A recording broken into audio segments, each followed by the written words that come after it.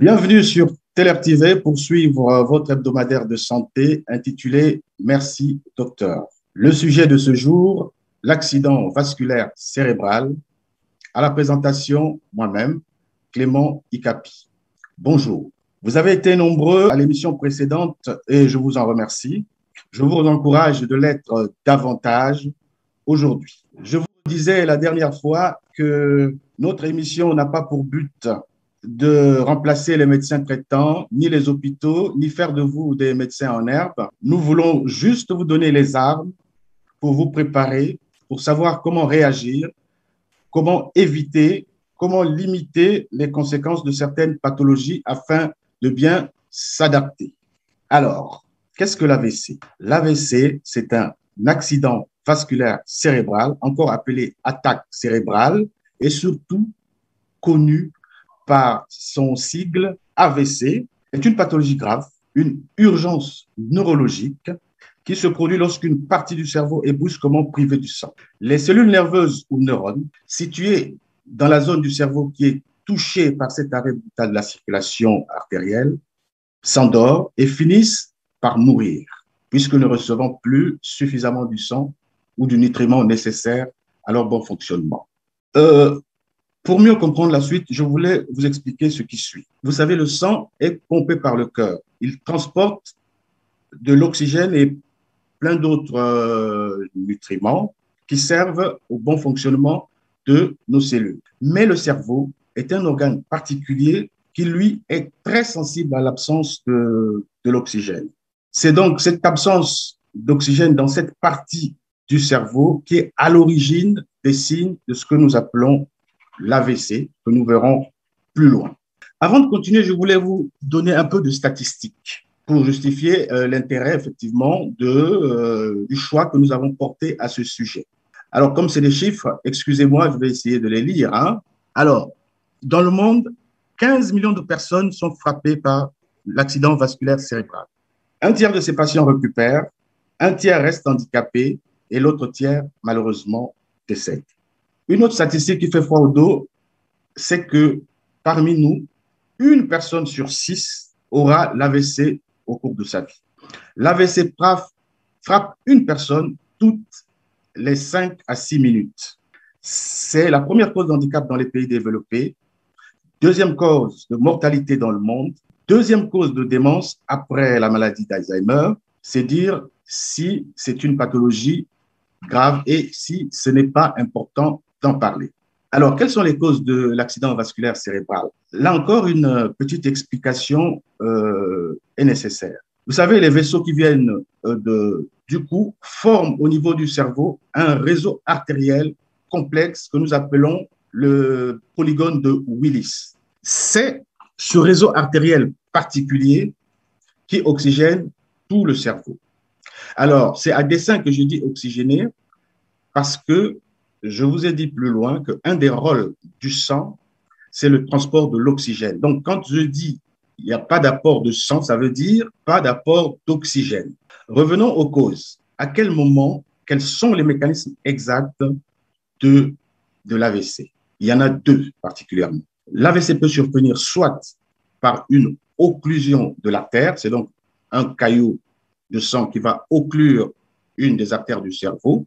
C'est ce que nous appelons AVC ischémique, qui constitue 80% des cas d'AVC, soit une rupture pure et simple d'une artère cérébrale.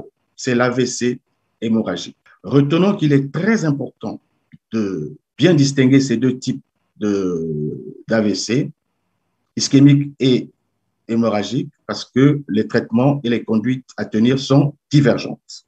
Mais le scanner nous fait bien cette différence. La question qu'on peut se poser, pourquoi l'artère se bouge-t-elle? La première raison, il faut aller interroger le cœur. Quand le cœur bat efficacement, il y a moins de chances de constituer des caillots. Par contre, quand le cœur fibrille, c'est-à-dire parce que quand le cœur bat normalement, c'est comme ça, iconographie, et il peut se former des caillots quand le cœur fibrille. Le sang qui sort par l'aorte, monte par les vaisseaux du cou, vont au niveau du cerveau se loger dans les vaisseaux de petit calibre pour donner l'AVC. La deuxième raison de la formation des caillots, c'est malheureusement ce qu'on appelle le cholestérol, le mauvais cholestérol. Il encrasse la lumière, donc la paroi interne des vaisseaux. Les globules rouges s'agglutinent autour et ça forme ce que nous appelons une plaque d'athérome. Et cette plaque peut se détacher et aller, là encore, se bloquer dans les petites artères, même mécanisme que le caillot, et donne l'AVC. Alors, pour le mécanisme de l'AVC hémorragique, pourquoi les vaisseaux se rompent-ils? Eh bien, simplement parce que soit ce sont de mauvaise qualité, soit ils sont mal formés, ben, malheureusement, elles se rompent. Et puis, le sang qui devait apporter de l'oxygène au niveau des cellules cérébrales, que nous appelons les neurones, n'arrive plus et donne ce que nous appelons l'AVC hémorragique. Mais on peut se poser la question de savoir pourquoi cela arrive. Pourquoi cela arrive-t-il? C'est-à-dire, quels sont les facteurs de risque? Ben, les facteurs de risque sont ce qui va suivre. Le premier facteur, c'est l'hypertension. Retenons aujourd'hui que l'hypertension multiplie par 4 le risque d'avoir un AVC. Vient le diabète qui, lui, multiplie par 2 le risque d'avoir un AVC. Il y a le cholestérol, sinon, le tabac, l'alcool, le surpoids et la sédentarité, le stress. Il y a aussi la sénilité, mais bon, malheureusement, au niveau de la sénilité, on ne peut pas faire grand-chose. La question qu'on peut se poser après, alors, comment reconnaître ou comment soupçonner un accident vasculaire cérébral? Je voudrais m'arrêter là-dessus parce que c'est l'essentiel de ce que je voulais que vous reteniez aujourd'hui. Savoir les signes d'un AVC, les premiers signes des AVC, pour vite réagir. L'AVC, une fois suspecté, il se déclenche une véritable course contre la montre. Sachez qu'en 1 minute d'anoxie, en 1 minute de manque d'oxygène, il y a des millions de cellules cérébrales, neurones qui disparaissent. Ça veut dire qu'il faut vite réagir. C'est pour ça que je redis que c'est aujourd'hui l'occasion de retenir les signes d'apparition, les signes d'AVC, les signes, je voulais vous montrer vraiment aujourd'hui que reconnaître ces signes d'AVC sont très, très, très importants. C'est le souhait aujourd'hui. Tous, vous devez être capables de reconnaître les signes ou soupçonner un AVC. Alors, quels sont les signes d'alerte? Jusqu'à preuve de contraire, vous devez suspecter un AVC devant une paralysie d'une partie du corps, qui peut être le visage, membre supérieur, membre inférieur, accompagné ou pas d'une perte de sensibilité. Mais cette paralysie peut n'intéresser que le visage, que le bras, que la jambe. Elle peut être complète, c'est-à-dire rien ne bouge, ou incomplète, ça peut bouger un peu, mais on ne peut rien faire avec la main. Caractéristique principale, cette paralysie doit être brutale. Un autre signe qu'il faut reconnaître, c'est la difficulté de langage. Le patient n'arrive plus à parler brutalement alors que vous causiez. Ou il ne vous comprend plus, ou il dit des choses que vous ne comprenez pas. Vous lui dites par exemple, essaie de dire une phrase simple, il fait beau aujourd'hui, il ne pourra pas le dire. Ça, c'est important. Il y a aussi la perte de la vision d'un côté ou d'un émission visuel. C'est-à-dire que vous êtes dans une pièce, il y a une partie qui lui, il voit que c'est noir, mais toi, tu vois que c'est clair, tu vois que c'est noir. C'est important. Il y a la perte de l'équilibre. Et je reprends que tous ces signes doivent être d'installation brutale. Ça, c'est très important. Quand c'est progressif, il y a moins de chances que ce soit un AVC. Ça doit être brutal. Je répète que c'est l'essentiel de ce que je voulais que vous reteniez aujourd'hui. Maintenant, devant l'apparition de ces signes qui ne sont pas obligés d'apparaître totalement, c'est-à-dire qu'on peut avoir une partie de ces signes, c'est-à-dire on peut avoir juste une paralysie du visage, on peut avoir juste une hémianopsie, c'est-à-dire une perte de la vision, ou juste un trouble d'équilibre ou de langage. Sachez que c'est probablement le début d'un AVC. C'est le grand message que je devais vous faire passer aujourd'hui. Devant ces signes, très vite, notez l'heure du début des signes et envoyez le malade ou l'accompagner ou appeler les urgences pour que le malade soit pris en charge dans un centre spécialisé. Ça, c'est très, très, très, très, très important. Une fois que les services de secours appelés, en attendant le secours, parce qu'il peut arriver que vous vous posiez la question de savoir si vous n'avez pas paniqué ou si vous n'avez pas appelé trop tôt, vous pouvez compléter votre impression en posant des questions, quelques questions au patient, à savoir, vous lui demandez par exemple de sourire, il ne pourra pas. Vous lui demandez de prononcer, comme je vous avais dit, une phrase simple, il ne pourra pas. Vous lui demandez de tirer la langue, il ne pourra pas. Gonfler les joues comme ça, il ne peut pas. Tirer la langue, il ne peut pas. Bon, je ne vais pas tirer la langue devant vous, ce n'est pas poli. Vous lui demandez de siffler, il ne peut pas. Fermez fort les yeux, il y a un œil qui ne se fermera pas fortement. Ça, c'est juste pour compléter votre impression. Si vous avez un doute d'un AVC, si vous avez un doute, essayez de demander tous ces petits signes aux patients. Mais pour compliquer les choses, il arrive que ces signes soient très fugaces. C'est-à-dire qu'ils arrivent et dans les minutes qui suivent, ils disparaissent. Ça veut dire quoi? Ça veut dire qu'il y a eu un caillot qui s'est bloqué et rapidement, il s'est dissous. Mais cet accident que nous appelons accident ischémique transitoire a pour nous la même valeur que l'AVC, puisque le caillot s'est formé quand même si le caillot s'est dissous ou alors est parti, ça a le même, je dis bien et je répète, même valeur que l'AVC. La prise en charge est pareille. Vous appelez les urgences ou vous l'emmenez parce que tous les services, tous les pays n'ont pas la chance d'avoir des services d'urgence, vous appelez les urgences ou vous l'emmenez vous-même. Après vous avoir dit l'essentiel de ce que je voulais vous dire, je vais quand même continuer en vous disant il doit être pris en charge. Quel est le traitement de l'AVC? Ce n'est pas pour que vous traitiez les AVC, mais pour que vous sachiez un tout petit peu. Quand c'est un caillot, on le dissout. Il y a des moyens de le dissoudre, nous savons le faire. Si on ne peut pas dissoudre le caillot pour des raisons que nous verrons, vous allez le retirer avec un lasso, un petit filet. Vous allez le prendre directement dans le cerveau et vous le sortez. Si c'est une hémorragie, AVC hémorragique, comme je vous l'ai dit, vous l'envoyez chez les chirurgiens et les chirurgiens s'en occupent. Mais en réalité, ce n'est pas si simple que ça. Pour traiter un AVC, il faut une unité neurovasculaire composée des neurologues, des neuroradiologues, des urgentistes, des anesthésistes, des réanimateurs, des diabétologues, des nutritionnistes, une équipe mobile, des psychologues et une équipe infirmière très dynamique. Par ailleurs, c'est important d'avoir un service d'imagerie médicale performant et une équipe mobile, des protocoles qui sont à disposition pour éviter toute perte de chance chez les patients. Ah tiens, j'allais oublier une chose, c'est un numéro spécial d'appel.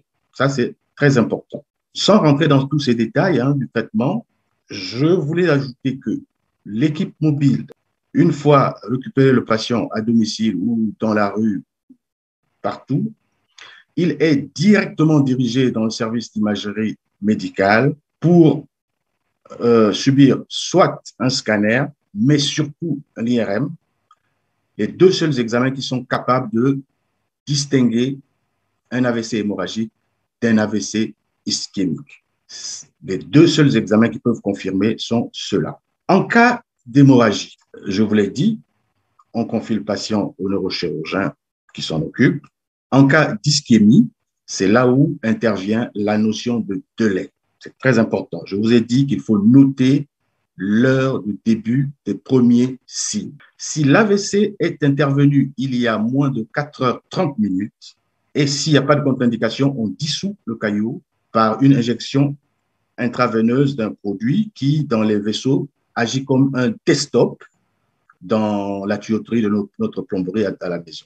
C'est ce que nous appelons la fibrinolyse. Autrement dit, si le patient a des contre-indications, car il y en a plein, des contre-indications à la fibrinolyse, eh bien, on va extraire le caillot par un genre de lasso qui est introduit au niveau de l'artère de la base de la cuisse, au niveau de l'aine, qui remonte dans le cerveau, et on déploie comme un parachute pour aller récupérer le caillot et le sortir par la même voie. C'est ce que nous appelons la thrombectomie, donc ablation du thrombus. Alors, nous avons vu les causes, nous avons vu le traitement, mais comment peut-on prévenir l'AVC? C'est très important. La prévention de l'AVC, c'est la détection ou la lutte contre tous les facteurs de risque que nous avons cités plus haut, mais surtout les facteurs de risque sur lesquels nous pouvons agir. Au premier rang desquels facteurs, nous avons l'hypertension. On vous l'a dit que l'hypertension artérielle multiplie par 4 le risque d'AVC. Donc, évitez tous les facteurs qui peuvent créer l'hypertension. Si vous êtes déjà hypertendu, il faut respecter le traitement, optimiser le traitement, consulter souvent votre médecin traitant pour savoir, pour contrôler votre tension. Pareil pour le diabète, toujours équilibrer son diabète, toujours se surveiller. Ça, c'est très important.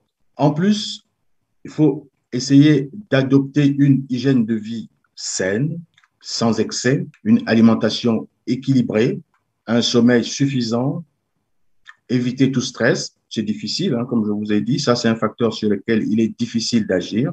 Faire du sport, arrêt du tabac. Le tabac a une action très, très, très néfaste sur les vaisseaux, particulièrement les vaisseaux fragiles du cerveau. Baisse ou arrêt de l'alcool. Faire des bilans sanguins réguliers pour contrôler sa glycémie et son taux de cholestérol, parce que là aussi, je vous l'ai dit, hein, le cholestérol est très mauvais pour nous. Consulter régulièrement à des intervalles réguliers le cardiologue pour avoir des échographies, des électrocardiogrammes qui peuvent détecter des fibrillations même silencieuses, très important. Un des facteurs sur lesquels on ne peut pas agir, malheureusement, c'est la sénilité, parce qu'on dit souvent que nous avons l'âge de nos artères. Donc, quand les artères ne sont plus bien, eh bien, elles sont des facteurs favorisant de l'accident vasculaire cérébral. Mais ça ne veut pas dire que l'AVC n'atteint que les vieilles personnes. Non, l'AVC est aussi une maladie des jeunes. En conclusion, qu'est-ce que je peux vous dire? Écoutez, nous l'avons vu, c'est une maladie, c'est un problème de santé publique, mortalité élevée, handicap, poids pour la société. Ça veut dire que en tant que maladie, en tant que problème de santé publique, l'État et le citoyen ont un rôle à jouer. Le citoyen doit se prendre en charge pour savoir détecter les signes. Je vous l'ai dit et j'ai insisté dessus. Hémiplégie, donc paralysie d'une partie du corps, trouble visuel, trouble de la parole, trouble de la sensibilité, trouble de l'équilibre, de survenue brutale. Et je vous rappelle que ces signes ne sont pas obligés d'apparaître tous en même temps. Un seul suffit. On alerte. Une fois alerté, le rôle de l'État sera donc d'assurer la bonne prise en charge une fois l'alerte donnée. Sinon, à quoi ça sert d'avoir une alerte stérile? La prise en charge doit suivre et ça, c'est le rôle de l'État. Voilà donc un autre chantier qui s'ouvre là pour tout État responsable.